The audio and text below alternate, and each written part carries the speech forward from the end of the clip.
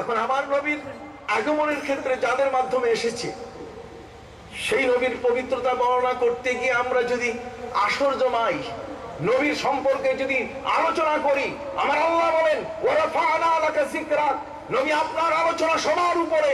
কাজেই কোন মজলিসে অন্য কারো জীবনী আলোচনার চেয়ে আপনার আলোচনার প্রাধান্য, গুরুত্ব, এর তাৎপর্য কোটি কোটি মানুষের চেয়ে, জগতের সমস্ত সৃষ্টির চেয়ে সবার উপরে। কাজে নবীর জীবনী আলোচনা, নবীর মিলাদ, তার জীবন বৃত্তান্ত, তার জন্ম বৃত্তান্ত আলোচনা করা, এটা কি আপনার হারাম মনে হয়? এটা কি কোনো বেদাত মনে হয়? বরং এটা আল্লাহর সুন্নাত। বলেন না কার সুন্নাত? বলেন কার সুন্নাত? বলবেন আল্লাহর সুন্নাত কি? আল্লাহ আবার সুন্নত নামাজ পড়ে নাকি? কতক্ষণ না ওই মোল্লাদের কান আবার কম শুনে, কথা বুঝেন না, ওরা কম শুনে। এই জন্য ডাক্তারি চিকিৎসা দরকার। ভাইদের খেদমতে আরজ করতে চাই পরিষ্কার ভাষায়, এই বিশ্ব জগতে মুহাম্মদুর রাসূলুল্লাহ সাল্লাল্লাহু আলাইহি ওয়াসাল্লামের আগমন। লাকাদ জাআকুম রাসূলুম মিন আনফুসিকুম আজিজ, এমন এক নবীর আগমন সম্পর্কে আল্লাহ জগৎবাসীকে জানিয়ে দিচ্ছেন, যেই নবী তার নিজের সম্পর্কে বলছেন যে আমি কিন্তু কোন বেবিচারের সন্তান নই। কোন সুবহানাল্লাহ। পরিষ্কার কথা, পরিষ্কার কথা। নেই তিনি বলেছেন আলা সাইয়্যিদু ওয়ালদে আদম, আমি আদম সন্তানদের মধ্যে শ্রেষ্ঠ সন্তান। সুবহানাল্লাহ, সুবহানাল্লাহ। নবীজি তার নিজের পরিচয় দিতে গিয়ে তিনি বলছেন এমন ভাবে পৃথিবীর মধ্যে আমার আগমন ঘটেছে, পৃথিবীর মানুষ শুনে নাও, আমার মায়ের গর্ভে আমি যখন ছিলাম, ওয়ারাত উম্মি ফি মানামিহা, মা তার স্বপ্নে আমাকে দেখতে পেলেন, আন্না ফি বাতনিহা নূর, তার গর্ভের মধ্যে নূর। সুবহানাল্লাহ, তার গর্ভের মধ্যে কি নূর। আপনি সাফাসাফি করে নবীকে এত মাটি বানাইতে চান কেন? কতক্ষণ না কি মাথায় কি আপনার কেরা ঢুকছে? মাথা নবীজিকে আপনি এত এত মাটি মাটি, আরে নবী মাটি হলেও নূরের মাটি। কতক্ষণ না যদি মাটি হন তাহলে সে মাটিটা কিসের? নূরের মাটি। ওই মাটিটা এই মাটি নয়, নূরের মাটি। কথা বুঝতে পারছেন? সেই মাটিটাও কি নূরের মাটি। আল্লাহর সৃষ্টি করতে যাই আল্লাহ ফেরেশতা বানায় নাই নূর দিয়া? তাহলে ফেরেশতা যদি বানাইতে পারে তো আল্লাহ নবীকেও নূর দিয়ে কি বানাইতে পারে। আপনি কেন আল্লাহর সামনে যাইয়া আপনি বাধা দিচ্ছেন যে আপনি নবী এইটা ওইটা হইতে পারে না? কথা বলুন সুবহানাল্লাহ। এই জন্য ভাইদের খেদমতে আরজ করতে চাই, পৃথিবীর মধ্যে কোন শিশু যদি কোন স্কুলে ভর্তি হতে চায়, কোন মাদ্রাসায়, কোন বিদ্যাপীঠে যদি কেউ ভর্তি হতে চায়, তাহলে ভর্তি হতে গেলে বাপের নাম লাগে, লাগে কিনা? মায়ের নাম লাগে। এখন জন্ম তারিখ লাগে কিনা? জন্ম তারিখ ছাড়া হয় না, জন্ম তারিখ লাগে। আবার জন্ম তারিখের পাশাপাশি তার পরিচয়ও লাগে, গ্রামটা কি, স্থায়ী ঠিকানা কি আর অস্থায়ী ঠিকানা কি, এই সবগুলো মিলিয়ে হচ্ছে বায়োডাটা। এটার নাম হলো জীবন বৃত্তান্ত। পৃথিবীতে এখন বিয়ে শাদী হইতে গেলে সিভি লাগে, কতক্ষণ না, আত্মীয় স্বজনের নাম সহ নিজের জন্ম, কোয়ালিফিকেশন সবকিছু লাগে। একটা সিভি না দিলে কারিকুলাম ভিটা, আপনি যদি আপনার নিজের পরিচয়টা আপনি তুলে না ধরেন, একজন মেয়েও আপনাদের দিবে না। কতক্ষণ না, আপনার বংশ পরিচয় সবকিছু আপনাকে দিতে হবে, নাহলে মনে করবে যে বেটার বংশই নেই। কতক্ষণ না। ভাইদের খেদমতে আরজ করতে চাই, একটি শিশু অথবা পৃথিবীর মধ্যে আমি আপনাদের কাছে পরিষ্কার ভাষা জানতে চাই, যদি জন্ম তারিখ কেউ না দেয় সে কি মেট্রিক পাস করতে পারে? কতক্ষণ কেন? জন্ম তারিখ না হলে সে কোনোদিন রিটায়ার্ড করবে না। অবসরে যাইতে গেলে তাকে জন্ম তারিখ লিখতেই হবে। তাহলে জন্ম তারিখ জানতে হবে। জন্ম তারিখ কি জানতে হবে। আমার নবী কবে পৃথিবীতে এলেন তার জন্মের তারিখটা জানতে বাধা কোথায়? মিলাদ হচ্ছে নবীর জন্ম সম্পর্কে যে আলোচনা।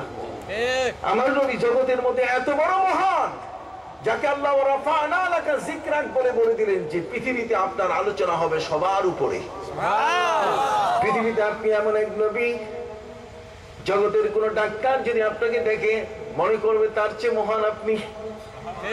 যদি কোনো পণ্ডিত আপনাকে দেখে মনে করবে আপনি তার পণ্ডিত, যদি কোনো দার্শনিক আপনাকে দেখে তাহলে মনে করবে আপনি তার দার্শনিক, তার চেয়ে মহাদার্শনিক আপনি। কন্যা সুবহানাল্লাহ।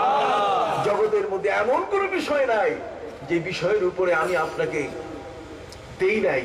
উতীতু ইলমাল আউয়ালিন ওয়াল আখিরিন, জগতের আগের পরের যা কিছু আছে আমি সব কিছু আপনাকে দিয়েছি। সুবহানাল্লাহ। সেই নবী মুহাম্মদুর রাসূলুল্লাহ সাল্লাল্লাহু আলাইহি ওয়াসাল্লাম জগতের মধ্যে তিনি এলেন। তার আগমন সংক্রান্ত বিষয় নিয়ে যদি কথা বলি তাহলে হয় বেদাত। আসো ভাইরা, তোমাদেরকে আমি একটু বলি, যদি বেদাতেই হয়, আমি তো আল্লাহর সুন্নত বলছি যে নবীর জীবনী আলোচনা করা এটা আল্লাহর সুন্নত। কার সুন্নত? আল্লাহ। জোরে কর না আল্লাহ। সুন্নতটা কেমনে?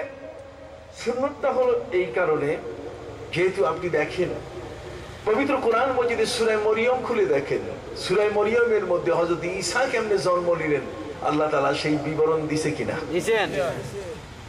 ওয়াজকুর ফিল কিতাবে মারইয়াম ইয ইনতাবাযাত মিন আহলিহা মাকানান শারকিয়া।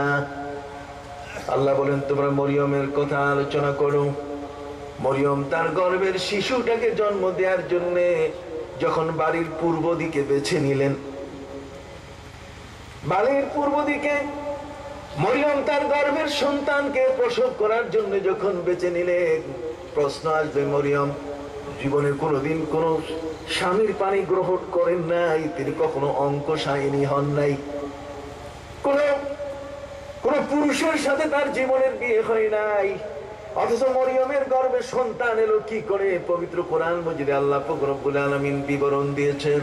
জিবরিল আমিন এসে বলছে, মরিয়ম তোমার গায়ে একটা ফু দেওয়ার দায়িত্ব আল্লাহ আমাকে দিয়েছেন।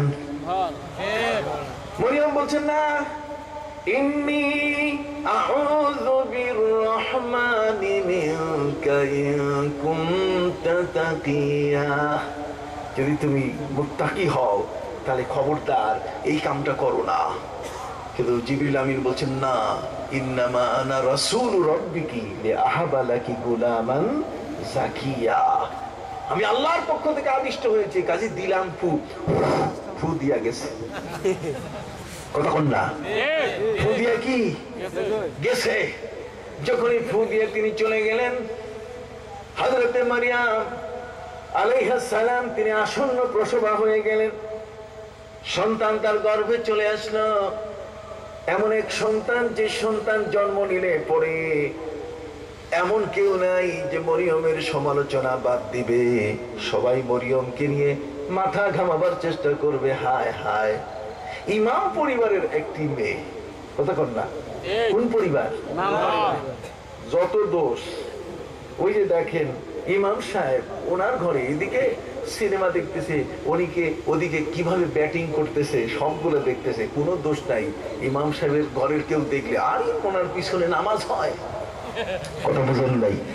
ফতুয়া শুরু হয়ে গেল বিশাল। যাই হোক, তাতে ইমাম সাহেবের বিষয়টা আমি হালাল করে দেওয়ার জন্য এখানে বসি নাই। কথা বুঝতে পারছেন? যার যেটা সন্তান আস্থা, এটাকে টিকিয়ে ধরে রাখতে হবে, এটাই কিন্তু নিয়ম। কথা কি বুঝতে পারছেন? সম্মানিত সুধী, মরিয়ম হলেন ইমাম পরিবারের একজন কন্যা। সেই কন্যার গর্ভে বাবা ছাড়া কোনো সন্তান আসবে এটা অনভিপ্রেত, এটা কখনো কাম্য নয়। মরিয়মের গর্ভে সন্তান যখনই প্রসবের মুহূর্ত এলো, তখন মরিয়ম ভাবা শুরু করলেন, আফসোস কোন স্বামীর সাথে আমার জীবনে বিয়ে হয়নি, অথচ আজকে আমাকে একটি সন্তান প্রসব করতে হচ্ছে। এই সন্তান প্রসব করলে পরে কত যে প্রশ্ন আসবে সেই সন্তানের পিতাকে নিয়ে। কাজেই আল্লাহকে ডাক দিয়ে তিনি বলা শুরু করলেন, ইয়া লাইতানি মিতু ক্বাবলা হাদা ওয়া কুনতু নাসিয়াম মানসিয়া।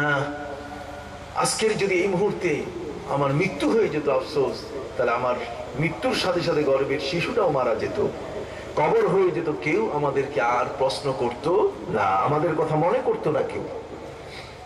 ভাইরা আমার, মরিয়ম চাচ্ছিলেন মৃত্যু হোক, আর আল্লাহ চান কি?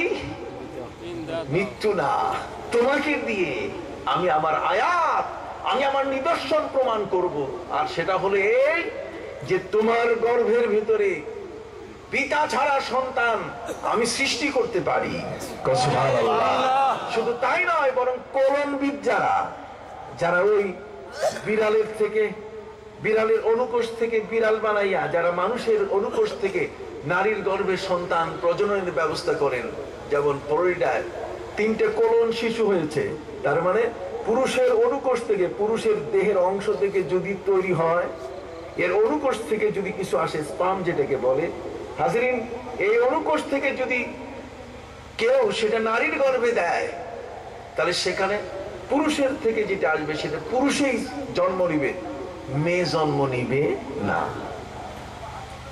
যদিও কোলনবিদদের বিরুদ্ধে আদালত নিষেধাজ্ঞা জারি করেছে পুরোপুরি, যে না, কোলনের মাধ্যমে কোনো শিশু জন্মের এই ব্যবস্থাপনা রাখা যাবে না।